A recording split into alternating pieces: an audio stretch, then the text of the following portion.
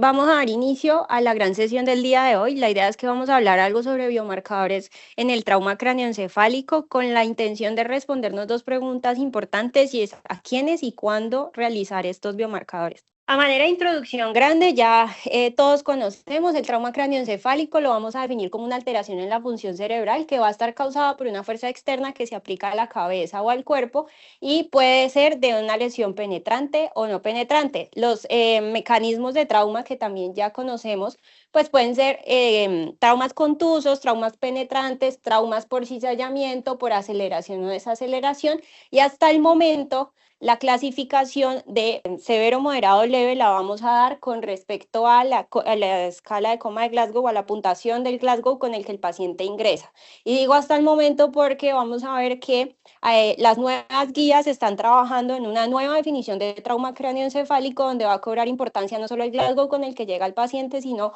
los antecedentes y los factores de riesgo, como por ejemplo la anticoagulación y los biomarcadores, además de los resultados de las imágenes diagnósticas para determinar que un trauma es o no severo. En cuanto a epidemiología, esto es lo que tenemos en Colombia. El Instituto de Medicina Legal hacia el 2019 describe que hay más de 14.000 casos de trauma en el país, que es la segunda causa de muerte violenta después de las lesiones por arma de fuego. Y a nivel internacional, pues digamos que es uno de los traumas, es una de las lesiones cerebrales que cobra mayores vidas asociadas especialmente a los accidentes de tránsito. En el mapa que vemos al fondo están diferenciadas por colores las muertes por trauma craneoencefálico violenta o por accidentes de tránsito y la edad en la que se estima que pueden ocasionarse estos traumas.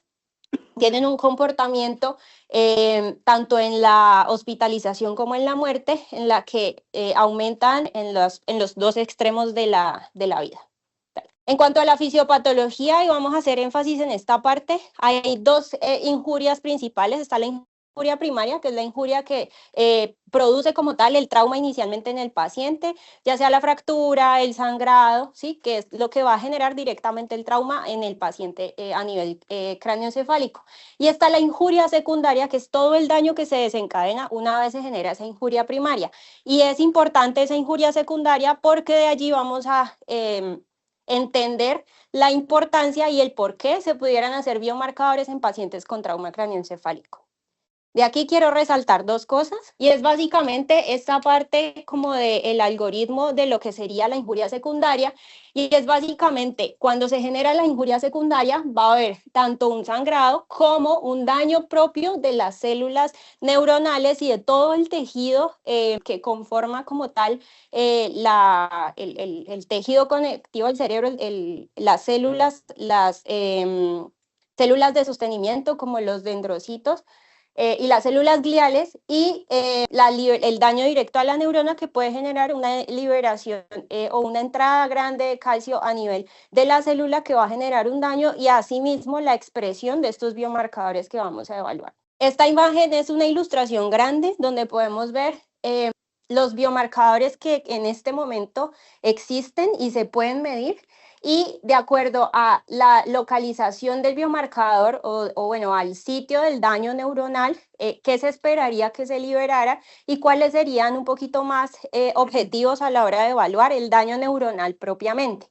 Y vamos a ver que esto es importante, ¿por qué? Porque cuando nosotros tenemos un paciente con un trauma craneoencefálico, los algoritmos de hace mucho tiempo, las guías y las recomendaciones están basadas en realizar una imagen.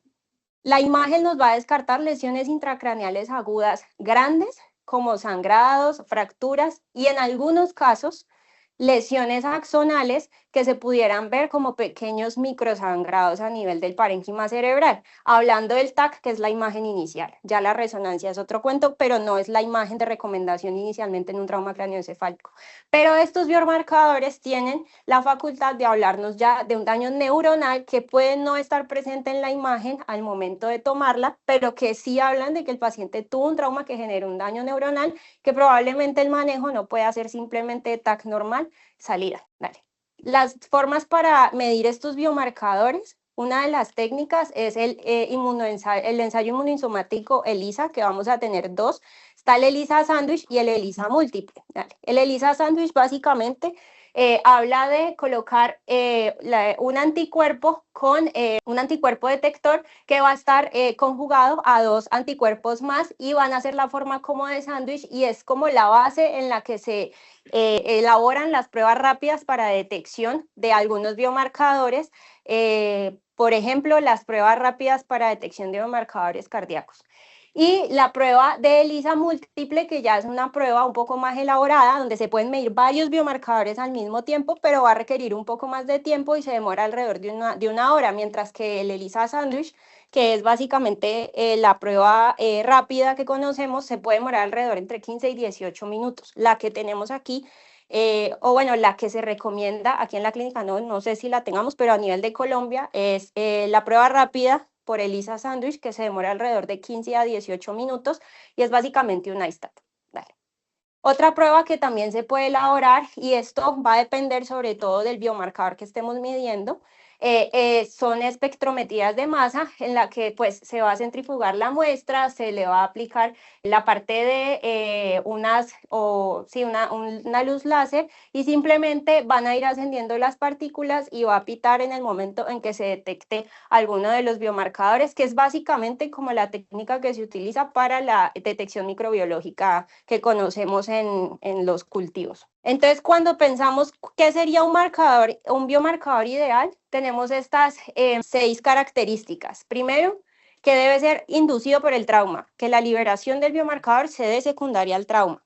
Segundo, que se encuentre en fluidos accesibles. Vamos a ver que hay muchos biomarcadores que tenemos que estudiar en el líquido cefalorraquídeo.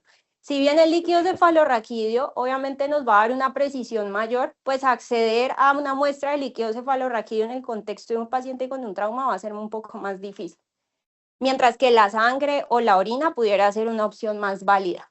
Que aumente significativamente en pacientes con trauma cráneoencefálico versus pacientes sanos. Y aquí vamos a hacer un paréntesis más adelante donde vamos a tocar especialmente los pacientes ancianos, que son un grupo de importancia. Que se correlacione cuantitativa y cualitativamente con la gravedad de la lesión, es decir, que tenga la capacidad de predecir o de tener un valor predictivo positivo lo suficientemente grande que me permita correlacionarlo directamente con la magnitud de la lesión que voy a encontrar en la imagen, que se asocie con otras herramientas diagnósticas y se puedan en conjunto determinar un mayor grado de severidad, que es lo que se está buscando, y es básicamente asociarlo al Glasgow, a las neuroimágenes y a los factores de riesgo. Y que en la medida de lo posible no se vaya a elevar por otras condiciones, porque pues eso va a ser más difícil que pueda determinarnos una lesión cerebral. Es el resumen grande de todos los biomarcadores que existen para la determinación de un trauma, de una lesión cerebral en el trauma cráneoencefálico. Vamos a ir haciendo especificaciones de cuáles no estarían recomendados para el uso en los escenarios de urgencias con un trauma craneoencefálico agudo. Y es básicamente la razón principal es que o son biomarcadores que nos hablan más de pronóstico o son biomarcadores que tardan mucho en elevarse o son biomarcadores que acceder a ellos es mucho más difícil, ya sea por el tipo de muestra que hay que tomar o por el tiempo que demore en realizarse la prueba. Está los que hablan como tal de injuria neurológica. Este primero, que es la enolasa neuronal, es una buena prueba, pero se demora mucho en hacer su pico máximo, entonces puede no detectarse en las primeras horas del trauma y además tiene una alta concentración en los eritrocitos, entonces si se genera hemólisis al momento de la toma de la prueba nos va a dar un falso positivo. Las proteínas de neurofilamentos que nos hablan un poquito más de daño axonal, hacen pico a las 12 semanas y pueden durar hasta los 12 meses. Son muy buenas para hablar de pronóstico y muy buenas para definirnos una lesión axonal difusa posterior a los primeros días del trauma, pero no nos van a ayudar a determinar la lesión axonal que pueda existir al momento del trauma agudo. La proteína básica de la mielina se va a liberar entre el día 1 y el día 3 y puede durar hasta 2 semanas, pero también nos habla más del desarrollo de mortalidad y de mal pronóstico en estos pacientes en el tiempo, especialmente pacientes en los que ya se documentó una hemorragia intracraneal, y también se pueden ver elevados cuando hay lesiones del sistema nervioso periférico. Entonces también nos puede dar un falso positivo en caso de que haya una lesión combinada. La proteína tau, que es una proteína muy estudiada, especialmente en trastornos neurodegenerativos, básicamente lo más importante de ella es eso, me ayuda a predecir la posibilidad de desarrollar trastornos neuropsiquiátricos posteriores al trauma, pero por su cronicidad y por el valor máximo que alcanza apenas al segundo día y debe ser tomada en líquido cefalorraquídeo, no es una opción para nosotros poderla tomar en urgencias. Y los marcadores, los marcadores inflamatorios, pues obviamente al existir una injuria secundaria se va a desencadenar una cascada inflamatoria y vamos a tener muchas interleuquinas, interferón, factor de necrosis tumoral, pero no son marcadores específicos de lesión del sistema nervioso central, entonces pues medir marcadores inflamatorios en un trauma no tendría sentido. Entonces vamos a ver que los candidatos van a ser pacientes con trauma cráneoencefálico independientemente de la clasificación del trauma, pero la idea es que si vamos a realizar el biomarcador es en busca de un daño específico. Lo que normalmente se recomienda es que la proteína S100B y esta otra proteína sean utilizados en traumas más moderados a severos porque también tienen un pico un poco más tardío a pesar de que son en el mismo día, mientras que la proteína ácida, que es la GFAP, se puede hacer incluso en traumas leves y desde la hora cero del trauma. Entonces nos vamos a enfocar en estas tres, que son las que se elevan en las primeras 6 horas, se pueden acceder en sangre y existen pruebas rápidas para tomarlas, que son como las tres características más importantes que tenemos que tener para pensar en un biomarcador en urgencias. La primera es la ubiquitina C, es una enzima que está en el citoplasma de la neurona y básicamente lo que hace es eliminar proteínas anormales dentro de las neuronas. Hace un pico entre la hora 6 y 24 y básicamente la podemos asociar a que hubo una disrupción de la barrera hematoencefálica secundaria a un trauma cráneoencefálico grave. Eso nos habla de que probablemente la lesión que podamos encontrar pues sea lo suficientemente grave para generar que esta proteína se haya liberado a la sangre. Las concentraciones van a ser mayores en las primeras 6 horas y hay estudios que han podido evidenciar, ya los vamos a revisar, que incluso pueden predecir mortalidad hasta 3 y 6 meses cuando persisten elevadas. Como les dije, es más que todo un marcador, puede ser un marcador diagnóstico normalmente, habla más a nivel de trauma craneoencefálico moderado y severo, pero también pudiera ser un marcador de pronóstico. La proteína S100B está presente en las células astrogliales. Esas células durante el trauma craneoencefálico y el daño celular se van a activar liberando la proteína a la sangre y esa proteína aumenta la fosforilación de las proteínas Tau, que como ya les había mencionado son las responsables del desarrollo de los trastornos neurocognitivos y neuropsiquiátricos a largo plazo en los pacientes con trauma craneoencefálico. O sea que hasta aquí podríamos decir que no solamente es una proteína que me puede hablar de marcador de un trauma craneoencefálico severo con una lesión asociada a nivel neuronal, sino que también pudiera predecir la probabilidad de que ese paciente desarrolle un trastorno neurocognitivo crónico. Los niveles más elevados me hablan de mayor gravedad de la lesión, mayor probabilidad de resultados adversos y mayor mortalidad. Y se han demostrado que existe una asociación positiva entre niveles elevados de S100 con niveles elevados de la presión intracraneal y alteraciones a nivel del TAC. Pudieran predecir tomografías anormales, pero digamos que hay otras que son un poquito más objetivas en ese sentido y el problema es que tiene una liberación a nivel del músculo cardíaco y el músculo esquelético, o sea que en pacientes con politrauma pues pudiéramos tener un falso positivo por elevación por otros traumas.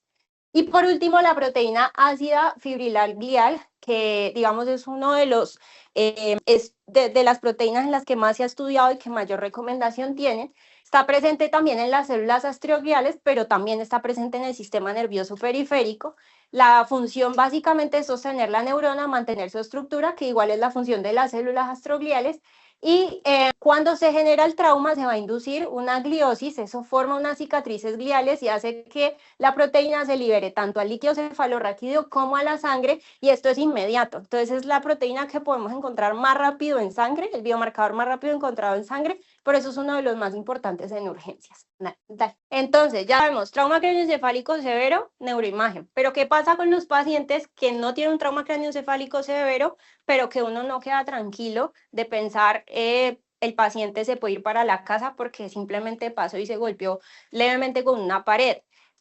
En eso, digamos que influye mucho el hecho de que la clasificación del trauma todavía sea basada en el Glasgow Y les pongo un ejemplo, una persona de 50 años con un anticuerpo antifosfolípido anticoagulado que se cae de su propia altura y se golpea la cabeza, pero llega en Glasgow de 14. En teoría es un trauma craneoencefálico leve, pero nadie va a quedar tranquilo de pensar que con anticoagulada con warfarina, la paciente no va a presentar un sangrado y probablemente lo mande para su casa sin lío.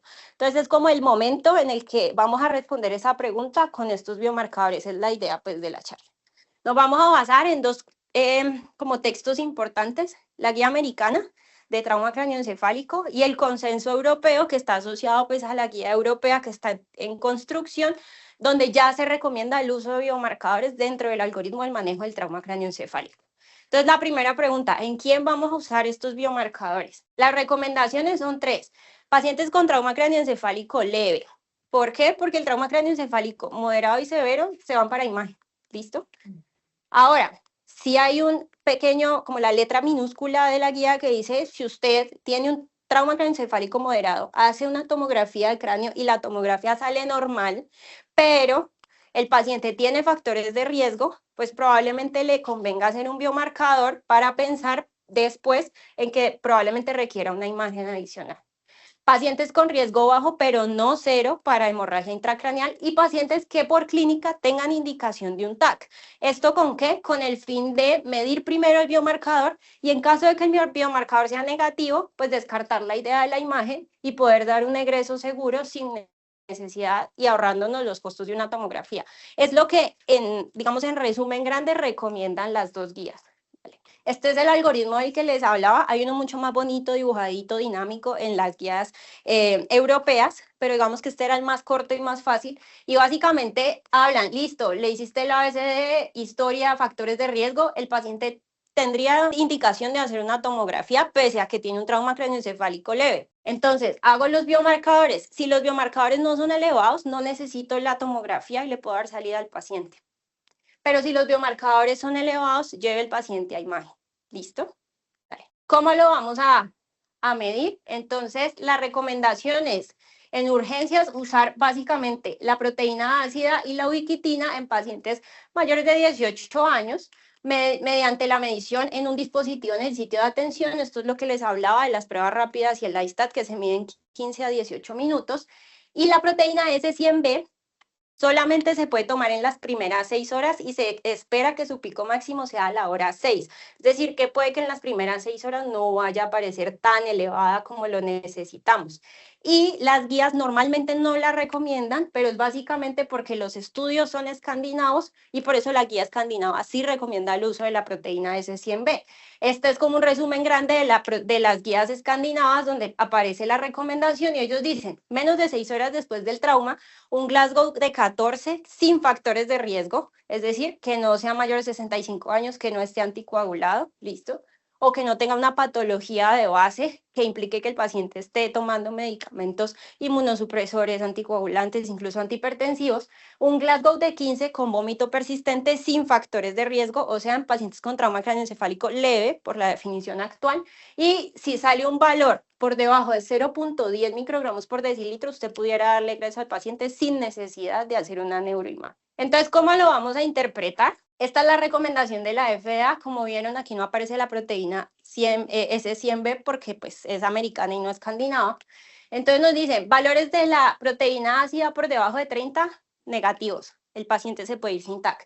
Valores de la ubiquitina por debajo de 360, negativos, se puede ir sin TAC. Pero eso debe hacerse en las primeras 24 horas. Después de las primeras 24 horas ya va perdiendo la validez para poder predecir el hecho de que la tomografía se requiera o no. Y además, la proteína ácida tiene la particularidad, según los estudios que les voy a mostrar, de poder predecir la presencia de lesiones en la tomografía de cráneo. Si el valor es positivo, TAC, dale. Y esto es lo que les decía. Biomarcador normal, uno diría tomografía normal, ¿cierto? Pero ¿qué pasa si la tomografía es normal, pero el biomarcador no es normal? En ese sentido, habría que pensar en una imagen adicional, ¿listo? O pensar en lo que les dije anteriormente, el biomarcador salió alterado, lo llevamos a tomografía, la tomografía es normal, pero el biomarcador está alterado, probablemente es una lesión que yo no vi en TAC y que va a requerir una resonancia para evaluar mejor. ¿Y qué dice entonces la evidencia con respecto a esto? Este es un cuadro que resume los estudios más importantes y la sensibilidad y el valor predictivo positivo que le dieron negativo que le dieron estos estudios a los biomarcadores para pues descartar lesiones graves en pacientes con trauma craneoencefálico. Entonces, digamos que lo grande que ellos evidencian es que tiene una muy buena sensibilidad con un muy buen valor predictivo negativo, pese a que la especificidad no es muy buena, pero para lo que nosotros lo estamos necesitando, digamos que estos dos valores son los que nos ayudan a pensar que el biomarcador pudiera ser una buena opción. ¿Cuál es la limitación? Que el 99% de los estudios los hicieron las casas farmacéuticas que elaboraron las pruebas, como Abbott, que es la encargada de elaborar las pruebas de ISTAT para las proteínas. Entonces, este es el primer estudio que salió en el 2018, es un estudio muy grande, es un estudio observacional, todos van a ser estudios observacionales, que es el estudio ALER, que básicamente lo que quería validar era que la prueba combinada de la proteína ácida y la ubiquitina, con unos valores de corte que ellos estimaron como 327 para la ácida y la ubiquitina 22, pudiera predecir las lesiones intracraneales en la tomografía al momento de atender a un paciente con trauma craneoencefálico no penetrante. Los traumas craneoencefálicos penetrantes pierden validez los biomarcadores.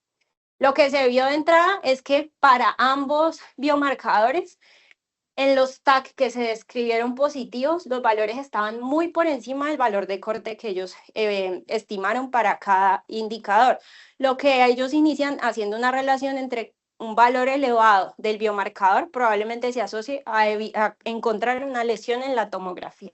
Y de allí ellos sacan entonces el valor de la sensibilidad y el valor predictivo negativo con el RN negativo, que nos habla de una probabilidad el biomarcador salga pues en valores por debajo de los que ellos determinaron, y por ende pues la probabilidad de encontrar lesiones en el TAC va a ser baja y no se requeriría el TAC. Y básicamente eso es lo que ellos concluyen finalmente. Pero hablan de pues que deberíamos hacer estudios adicionales.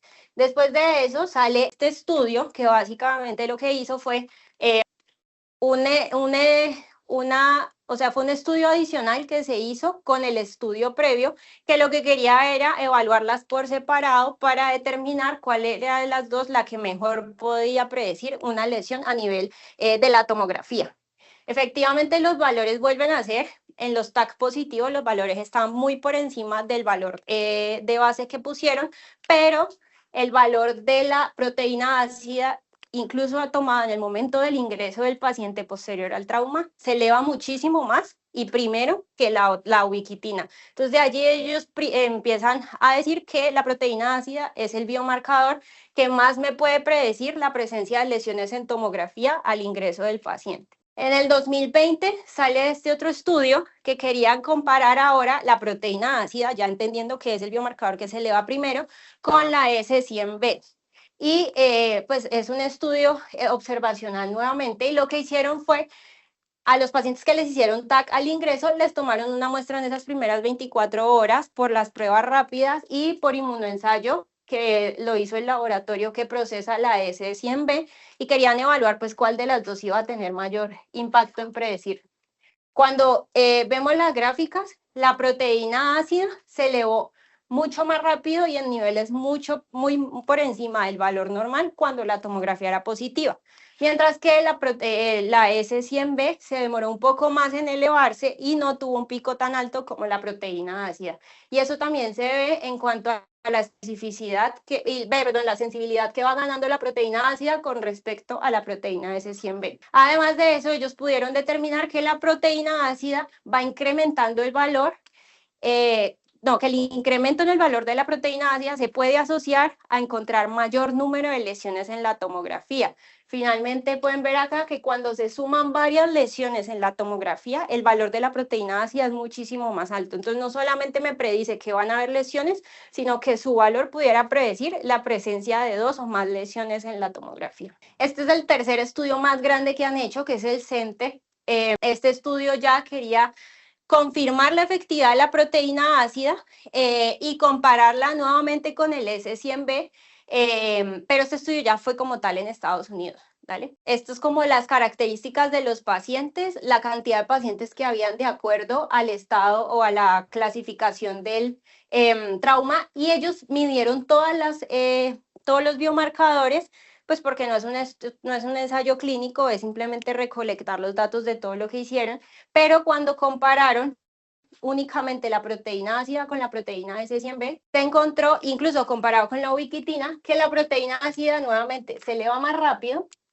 Incluso en el trauma cráneoencefálico severo los valores se alcanzan más rápido y están muy por encima. Entonces, incluso valores muy altos de proteína ácida pudiera decirle a uno que el paciente tiene alta probabilidad de tener lesiones severas a nivel de la tomografía. Y cuando la compararon con respecto a las características clínicas del examen físico para predecir la necesidad de una tomografía, independientemente de la clasificación del trauma, ya fuera trauma leve con Glasgow de 15, trauma moderado, o si el paciente estaba en UCI, prehospitalario o en admisión en el servicio de urgencias, la proteína ácida fue la única que tuvo la sensibilidad suficiente para predecir la presencia de lesiones por encima de la clínica.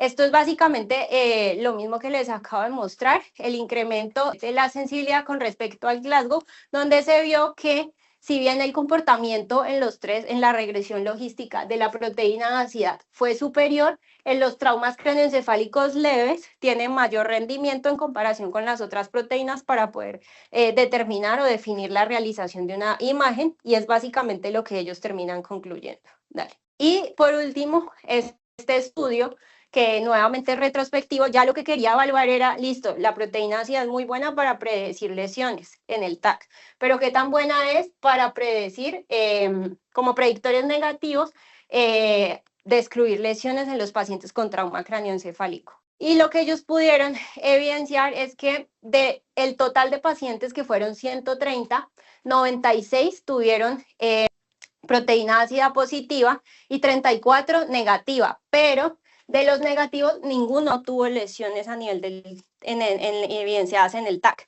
Y de los que la tuvieron positiva, 7 sí presentaron lesiones en el TAC. Entonces, al ver que ninguno de los pacientes con la prueba negativa tuvieron lesiones en el TAC, confirman que efectivamente la capacidad que tiene la proteína de determinar también que no van a haber lesiones cuando es negativa, pues es muy superior. En cuanto al pronóstico, ya partiendo del hecho de que confirmamos que efectivamente pudieran darnos una idea de la probabilidad de encontrar una lesión si hago una imagen o la necesidad de hacer la imagen cuando el paciente es un trauma craneoencefálico leve, también vimos que tienen buena capacidad de predecir lesiones a futuro en los pacientes con trauma craneoencefálico. Lo que dicen las guías es que entre más alto sea el nivel, peor es el pronóstico, que la capacidad de predecir el daño posterior al trauma va a aumentar en pacientes que tengan traumas moderados o severos, a comparación de lo que hablábamos anteriormente, donde el predominio eran traumas graves. Y pues básicamente lo que ellos hacen es evaluar el pronóstico basados en la escala ampliada de Glasgow. La recomendación dice, si el paciente tiene un trauma moderado, pues probablemente no le va a predecir ninguna lesión a futuro, pero ya de base sabemos que no va a tener lesiones a futuro. Pero si tiene traumas severos o moderados, si pudiera indicarnos o mostrarnos qué pacientes van a presentar pues trastornos neurocognitivos a futuro y qué pacientes requerirían seguimiento. Este es uno de los estudios en los que se basaron para llegar a esa conclusión. Es un estudio retrospectivo que quería cuantificar la precisión pronóstica del biomarcador, ¿vale? Eran pacientes con trauma craneoencefálico igual. La mayoría de los pacientes con trauma craneoencefálico o un trauma que fuera su primer trauma craneoencefálico, pues era mayor en los pacientes con trauma craneoencefálico leve, y vamos a ver que la tendencia es a que todos los valores sean mayores en trauma craneoencefálico leve, pero es básicamente porque los estudios están hechos en pacientes con trauma craneoencefálico leve, por lo que les decía de que el trauma severo pues ya de entrada se va para una tomografía. Y lo que ellos pudieron como concluir de aquí es que para predecir la recuperación incompleta no sirve, pero para predecir que tenga resultados desfavorables o mortalidad, sí se ha visto que tenga una capacidad, digamos, muy buena para predecir de estos pacientes con trauma craneoencefálico moderado o severo, es decir, Glasgow entre 13 y 12, vayan a tener ya sea una evolución desfavorable o aumenta su mortalidad en un seguimiento a 6 meses. Esto es básicamente lo mismo que les estaba mostrando ahora, diferenciado por los Glasgow. el rojo son pacientes con traumas moderados severos, el amarillo son pacientes con traumas leves, y abajo vamos a ver el seguimiento por el Glasgow ampliado, comparando las dos principales biomarcadores, la proteína ácida y la ubiquitina. Y la proteína ácida nuevamente vuelve a ser un marcador muy relevante porque manteniéndose elevada en el seguimiento de 6 meses, pues me habla de una probabilidad mayor de desarrollar un deterioro neurocognitivo crónico, especialmente en los pacientes con trauma moderado y severo. En cuanto a la mortalidad, ellos diferenciaron esto en estas tablas que vemos aquí, y lo que se ve es que la sobrevida de los pacientes disminuye a medida que el valor del biomarcador es mayor y se sostiene mayor en el tiempo, especialmente en pacientes que tienen trauma moderado a severo. Y finalmente, pues la conclusión a la que ellas llegan es esa, ¿vale? Y ahora el punto que queríamos tocar importante, que son otras consideraciones, y es qué pasa en los adultos mayores. En los adultos mayores, ya sea por la edad o porque muchos comparten ya trastornos neurodegenerativos, pues de entrada los valores van a ser superiores a los de cualquiera de nosotros o cualquier individuo sano o más joven.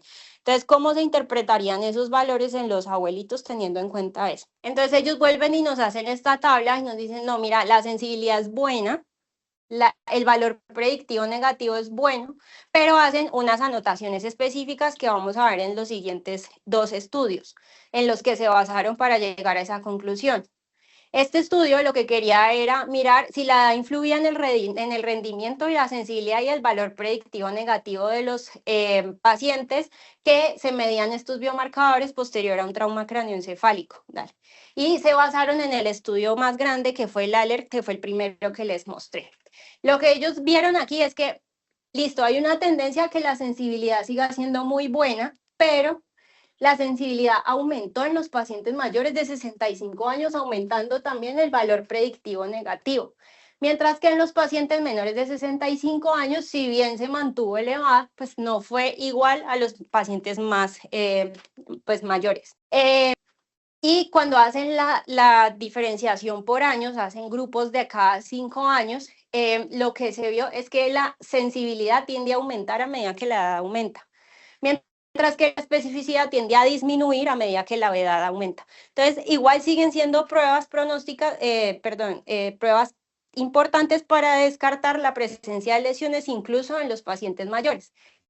Y esto pues es lo mismo, la especificidad va a disminuir a medida que la edad aumenta, que era lo que ya veíamos viendo. Y este, que es el último, que salió en el 2022, ya quería medir la precisión de esos biomarcadores en relación con la edad en el trauma cráneoencefálico, ¿vale? Entonces ellos hacen como la regresión logística, lo dividen por grupos en pacientes que tuvieran una tomografía positiva o una tomografía negativa, o que tuvieran una patología que no fuera neurológica, y la dividen por edad de acuerdo al biomarcador medido.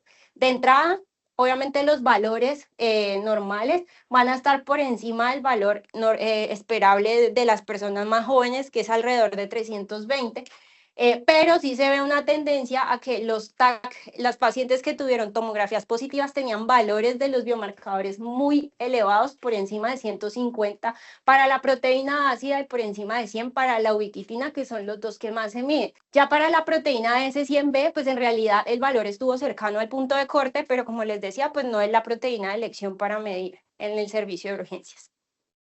Cuando quisieron evaluar cómo se mantenían en el tiempo, con el fin de determinar el momento de la medición, en realidad no hubo diferencia ni con la ubiquitina ni con la proteína ácida para determinar la medición en las primeras 24 horas, independientemente de la edad que tuviera el paciente. Acá lo que hicieron fue diferenciar la sensibilidad y la especificidad por edades y el valor predictivo negativo, y básicamente arrojó lo mismo: entre más abuelitos estén, aumenta la sensibilidad, aumenta el valor predictivo negativo. Esto es lo mismo, pero para la ubiquitina, que también tiene un comportamiento similar, ¿vale? Y para la proteína S100B, que pues digamos no está dentro de las más medidas, pero tiende a tener la misma tendencia. Y ya por último, ¿qué hay de nuevo en biomarcadores? La última parada de los biomarcadores habla de las vesículas extracelulares, pero esto es extrapolando los resultados de los marcadores que se utilizan para el daño celular asociado a tumores en el sistema nervioso central. Este es el resumen grande de los estudios grandes que hay en este momento.